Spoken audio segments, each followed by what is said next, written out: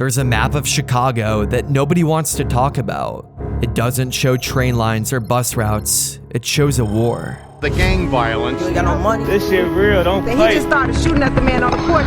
A war that's been raging for decades across neighborhoods, parks, and even single blocks. Decades ago, Chicago's gangs were split into two massive alliances, the People Nation and the Folk Nation. But today, those two alliances have fractured into more than 100 different sets, each fighting for their own corner of the city. Using exclusive data from the Chicago Office of Public Safety, we've mapped all these different territories down to the exact streets where these invisible borders are drawn. From the most notorious gangs to the deadliest blocks, we've mapped it all.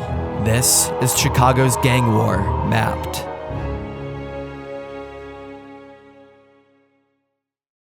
One of the more famous rivalries in Chicago's gang world is between the Black Disciples and the Gangster Disciples. Arguably their most contested blocks are in Chicago's South Side, centered around the Parkway Gardens neighborhood, or more famously known as O Block. I guess one thing you always hear about is the O Block. Is it really that bad? Yeah, hell. We got a large crowd, got 362 in the back of Parkway. We need some crowd control over there. I need EMS now. I got a team. O Block generally runs from 66th Street in the south to 63rd Street in the north, and then from South Calumet Ave in the west to South King Drive in the east. But much of this violence spills into the surrounding neighborhoods. O Block and Parkway Gardens once stood as a working-class neighborhood for many black families who were migrating to the Midwest. It was even home to Michelle Obama when she was a child. But by the 1990s, gang violence grew. The nearby Harold Ikes and Robert Taylor homes were demolished, scattering all their residents and their gang affiliations into the surrounding neighborhoods. Much of the Gangster Disciples ended up moving above 63rd Street and also into the Woodlawns neighborhood. At the time, the Black Disciples already had a strong presence in the Parkway's Garden neighborhood, which meant the Black Disciples and the Gangster Disciples were now living directly next to each other. It's said that the hard borders between the two groups run down 63rd Street and Vernon Avenue. A walk across either of these streets means that you're walking into enemy territory. At first, it was mostly just small shootings and fistfights, largely over online insults. But then things exploded in 2011 when a Black disciple named O.D. Perry was shot and killed on the 6400 block of South King Drive. O.D.'s death became a turning point, and the Black Disciples named the block after him. O.D. Perry was very well known locally, and his death by Gangster Disciples meant a declaration of war. We are getting reports of multiple people shot. 4 people shot. Dozens of people shot. 52 people have been shot. 61 people shot. 90 people shot. 100 people were shot across the city. These were deliberate and planned shootings by one gang against another. St. Lawrence Avenue from 61st to 63rd Streets were the Gangster Disciples' main staging area, while the Parkway Gardens neighborhood from 66th to 64th Streets were the Black Disciples' main staging area. Many shootouts then took place on the intersection of 63rd Street and South King Drive. If the Black Disciples were feeling risky, then they'd venture down 63rd Street heading east, and if the Gangster Disciples were feeling risky, then they'd head down 63rd Street to the west. Gang on 64th, 65th. King Drive. And on 63rd, over here kind of to the left, they dirty and stuff. They be up there just doing stealing and doing all type of petty stuff. So we don't go up there with them. Oh no, something ain't right up there. So I had to make it known, like, because it's so close, we not from 63rd. Between 2009 and 2015, the 63rd Street corridor had the highest concentration of homicides in all of Chicago, where most of these deaths came from gunfights involving teenagers. A 14-year-old boy was shot around midnight. 16-year-old was shot in the chest. Wounded 6 people, including 3 teenage girls. But O Block isn't just a battleground. O Block became an extremely well-known brand. Through rap and social media, its reputation traveled far beyond the south side of Chicago. Songs by local rappers like Chief Keef, Lil Durk, and King Von turned O Block into a well-known hotspot of crime all across the country. But today, the most violent parts of Chicago aren't the ones that are the most viral online. The deadliest gang wars have moved, and some of them are far more shocking than what happened here.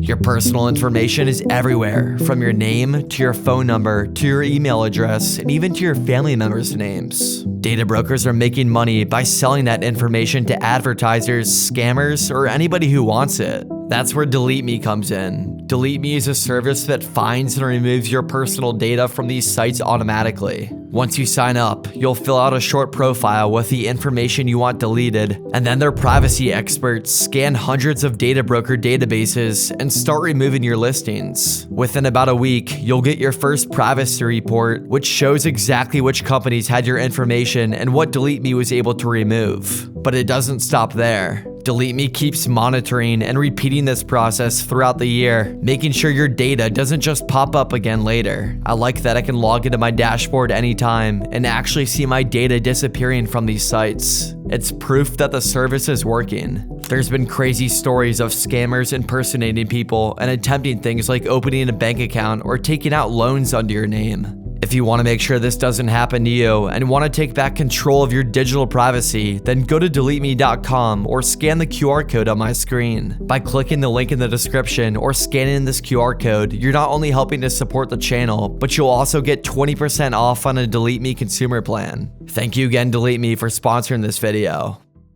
One of the most violent areas of Chicago today is the Englewood and West Englewood neighborhoods. Englewood on Chicago's south side once had a bustling economy of local businesses and a much larger population than it does today. The three main gangs that make up these neighborhoods are the Gangster Disciples, Black Disciples, and Black P-Stones. Within these neighborhoods, the group's main borders are always changing, but generally, the Gangster Disciples dominate much of West Englewood and to the west of Oakton Park. Their main stronghold within this region is from 55th Street to the north, running all the way down to 75th Street to the south. And then mainly to the south of Oakton Park are the Black P-Stones. The Black P-Stones may not occupy the front headlines the same way the Gangster Disciples and Black Disciples do, but they are still very dominant in the region. Their control tends to be more localized in a block-by-block scenario, rather than having a large expanse of territory. Although their territory may be smaller, they are known as one of the most ruthless gangs in Chicago. On November 2nd, 2015, a 9-year-old named Tyshawn Lee was playing basketball with his friends at Dawes Park. Dawes Park is on the border of the Black P-Stones and Gangster Disciples territory, and Tyshawn's dad was in the Gangster Disciples. On that day Tyshawn and his friends were playing basketball, a man named D. Wright Boone Dottie approached the boys. D. Wright picked up the basketball, dribbled it a few times, and then gave it back to the boys. After that, D. Wright persuaded Tyshawn to leave the basketball court and come with him to the store across the street. He promised Tyshawn that he would buy him something. Tyshawn then followed D. Wright into a nearby alley that was out of view of the park. There, D. Wright shot Tyshawn. In Chicago today, there was a tragic revelation in the murder of a 9-year-old boy. Probably the most abhorrent, cowardly, unfathomable crime that I've witnessed in 35 years of policing. Tyshawn's father, Pierre Stokes, was alleged by authorities to have ties to the Gangster Disciples. D. Wright and his other Black P-Stone brothers were going after the Gangster Disciples and Pierre for revenge over another killing that took place just days earlier. D. Wright and the Black P-Stones couldn't find Pierre, so they took out his 9-year-old son instead. The two men convicted of executing 9-year-old Tyshawn Lee will be locked up behind bars for decades. Dwight Boone Doty is a convicted triggerman. He was sentenced to 90 years. His accomplice, Corey Morgan, sentenced to 65. And then the third group competing for the Englewood and West Englewood neighborhoods are the Black Disciples. The Black Disciples control much of the region to the east of Oakton Park and are especially dominant around Englewood High School. On Normal Boulevard, the Black Disciples are known to be extremely present here. Englewood High School is caught in the middle of the gang violence, and the high school struggles because of it. Police on scene tell me this was a brawl that involved at least 100 students here at Englewood STEM High School. At this school, every time you turn around, it's fights all the time. Englewood High School had a graduation rate of only 62%. They also have 87% of the students marked as chronically absent, meaning they missed 10 or more days of school a year. Getting to and from school for these students can also be tricky. If you live on a Black Disciple block and have to walk home from school through Black Disciple controlled streets, it's safer to just be one of them than to be part of a rival gang or even seen as neutral. Because many families in Englewood face deep poverty and minimal access to after-school programs, gangs often fill the role of structure and belonging that schools and community centers can't always provide. You can even see the effects of poverty in Englewood just off of the many lots that sit empty. All of these empty lots aren't random, they're the direct outcome of economic decay. As jobs vanished and home values tanked, many homeowners couldn't keep up with their mortgages. The city seized many of these properties through foreclosure and then demolished them rather than rebuilding them. This has left block after block of open grass where homes once stood. Overgrown weeds, empty beer cans, and a lot of frustrated neighbors. The Morning Insiders uncover a pattern of vacant city-owned properties falling into disarray, leading to more than 100 complaints filed to the city just last year. People see this, they're scared to buy here, they're scared to rent here. Clean it up and secure it. But arguably the Chicago area struggling most with gang violence in 2025 is the Garfield Park area, or more notoriously known as K-Town. K-Town is a group of different neighborhoods with heavy gang violence, roughly running from West Lake Street in the north to West 16th Street in the south, and then from California Ave in the east to Cicero Avenue in the west. While the Black Disciples, Gangster Disciples, and Black P Disciples have a heavy prominence in Chicago's south side, it's an entirely different set of gangs that make up Chicago's west side. The major gangs out of K-Town include the Black Souls, the Unknown Vice Lords, the Four Corner Hustlers, the Traveling Vice Lords, the Conservative Vice Lords, the New Breed, and smaller pockets of the Gangster Disciples and Black Disciples. In general, the two dominant gangs in K-Town today are the Vice Lords, who originated in K-Town, and then the Four Corner Hustlers, who have a large area of control around Garfield Park. In 2022, the Four Corner Hustlers were caught in a massive drug trafficking operation that was run on the block of 3900 West Jackson Boulevard, the 3900 block of Van Buren Street, and the 4000 block of Maypole Avenue, directly in the gang's territory. 10 members were arrested in this operation with nicknames like Peanut and D-Nice, but the operation was run by a 38-year-old man named Nathaniel Evans. 4 others allegedly worked as shift managers that oversaw drug sales at the 3 other locations. The shift managers were also in charge of receiving the supply of drugs from Mexico, protecting the cash, and then being on the lookout for the police. The drugs were packaged in small baggies and sold for extremely cheap, usually just $10 a bag. They were going for a cheap but high-volume distribution strategy. Some of the drugs discovered by authorities were laced with fentanyl, making them far more dangerous. Federal authorities also seized many firearms from the gang, including 4 rifles, 4 handguns, a MAC-10 submachine gun, and a shotgun. This shows how these free markets were heavily protected with firearms, and it wasn't just some casual dealers. The U.S. Attorney's Office today announced federal charges against 10 members or associates of the Four Corner Hustlers street gang. We need members of the community to continue to work with law enforcement in order to help us, uncover crimes and then hold people accountable. But even when the police cracked down on these illegal drug operations, the gangs learned to adapt. One of the new strategies of gangs in this region has been to shift their operations into vacant lots and abandoned homes. Approximately 400 abandoned houses in the village of Dalton. That's someone that took over someone's house without their permission, and they stay there. They do a lot of things that they should not be doing, and it should have been taken care of sooner, and it's not. One recent example of this comes from an abandoned home on 849 St. Louis Avenue. On the outside, it looked like an abandoned home with boarded up windows and graffiti on the front door. But on the inside was one of Chicago's most active stash houses. Neighbors say that the house had been vacant for many years. It's owned by the Chicago Housing Authority, but it's been left untouched and unsecured. Then in 2024, it turned into what police called an open-air drug depot. Dealers started operating their business right on the front porch, where buyers would pull up in cars, hand over cash, and then drive away with the drug of their choice. When police finally raided the home, they found 24 bags of narcotics hidden in a hole that was dug into the wall. This operation was all happening in broad daylight. Parents walking their kids to school said that they would see people cycling through every couple minutes. Residents who live in these areas are saying that they just can't take it anymore. We're moving, the process is moving as we speak. I just can't put up with this anymore. I'm completely done with Chicago. But no one wants to be here anymore. And can you blame them? Can you blame them? As more and more families move out, these homes often become abandoned when nobody wants to buy them. These empty homes quickly become safe havens for the same activity that they were trying to escape.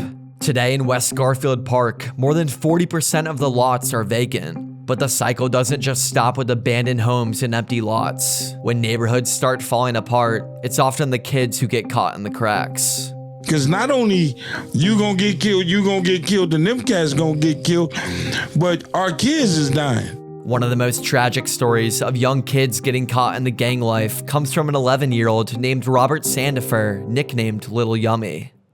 Both of his parents were teenagers at birth. His mother was frequently in trouble with the law, and his father was in jail for most of his life. By age 4, Robert was removed from his mother's care due to violent abuse and was given to his grandmother, whose home had up to 19 different people living in it. Unfortunately, this new home offered Robert little protection. He continued to experience abuse and even had cigarette burns and bruises all over his body. Despite the trauma, he became familiar with the streets of Chicago. By 8, he'd already dropped out of school and began stealing cars, breaking into houses, and navigating the criminal underworld. Around this time, Robert became affiliated with the Black Disciples. They often used Robert as a drug runner or to commit crimes, knowing that the legal system would often let him off the hook because of how young he was. By age 10, Robert even tattooed BDN for Black Disciple Nation onto his body. His criminal record quickly grew, and by age 10, Robert already had 23 felonies, including an armed robbery. Tragedy first struck though when Robert turned 11. Robert was given a handgun by members of the Black Disciples and was ordered to carry out a hit. Yummy walked up to 16-year-old Keonta Britton and asked him what gang he belonged to. Britton told the 11-year-old he wasn't involved, and then Yummy pulled out a gun and shot him in the stomach at point-blank range. Yummy sprinted away, and police quickly arrived on the scene. Only 2 hours later, Yummy came back just around the corner of where he shot Britton. He spotted 6 guys playing football. He walked up with no mask, wearing a shirt that said boss, and then opened fire erratically on them. Bullets went everywhere. A parked van was hit, a house window was shattered, and tragically 14-year-old Siobhan Dean was hit in the head. Siobhan, who wasn't even with the boys but was just walking by, ended up dying a few hours later. Following her death, Robert became a fugitive, living in Black Disciple members' homes while evading police and even the FBI. 3 days after the shooting, Robert returned to his neighborhood, hoping to turn himself in. But high-ranking Black Disciple members feared that he might cooperate with law enforcement. The Black Disciples now feared that Lil Yummy was too much of a liability to keep around. Black Disciple members Craig and Derek Hardaway were tasked with silencing Lil Yummy. As Lil Yummy was making his way back to his grandmother's home, they lured him into a car offering protection. Craig and Derek then drove Lil Yummy to a railroad underpass. Once there, they shot Lil Yummy twice in the back of the head, killing the 11-year-old. His body was then discovered the next day. What was he like? Bad. Bad? Like when you say bad, what do you mean? Fighting, stealing, breaking in people's houses. Did you ever see like the police coming to his house? Every other day. When you found out that he was killed, right? What did you think? I mean, it shocked me. He shouldn't have got killed like that. I mean, he didn't have to die the way he was killed, but that's the life you live. That's what happened. Lil Yummy's story shocked the nation, landing on the cover of Time magazine and becoming a symbol of children growing up in violent, neglected neighborhoods. From O-Block to Englewood to Garfield Park and K-Town, Chicago's gang war is everywhere, shaping schools, streets, and lives. These maps aren't just data points, they're living neighborhoods with real people caught inside a decades-long war. But the FBI is trying to put an end to this war. The FBI just raided O-Block, and I made an entire video on it, which you can watch right here. Thank you again, Delete Me, for sponsoring this video. To get your data removed from the internet, make sure to check out Delete Me using this QR code on the screen, and you'll even get 20% off.